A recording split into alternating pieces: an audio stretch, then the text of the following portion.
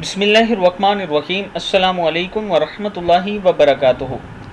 عابد راجہ channel کی طرف سے آج میں اپنے دوستوں کو مصیبت سے چھٹکارے کی دعا بتاؤں گا۔ اس سے پہلے میں اپنے تمام دوستوں سے گزارش کروں گا کہ اگر آپ نے ابھی تک میرے چینل عابد راجہ کو سبسکرائب نہیں کیا تو ضرور کر لیں۔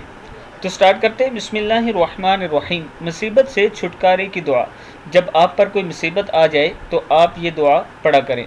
لا الہ الا انت سبحانک انی کنت من الظالمین۔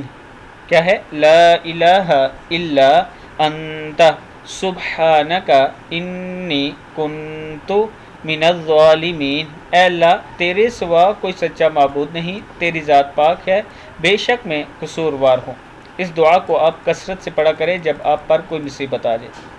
اس ویڈیو کو بھی آپ دوستوں نے آگے زیادہ سے زیادہ شیئر کرنا ہے تاکہ دوسروں تک پہنچ سکے۔ السلام علیکم ورحمۃ اللہ وبرکاتہ۔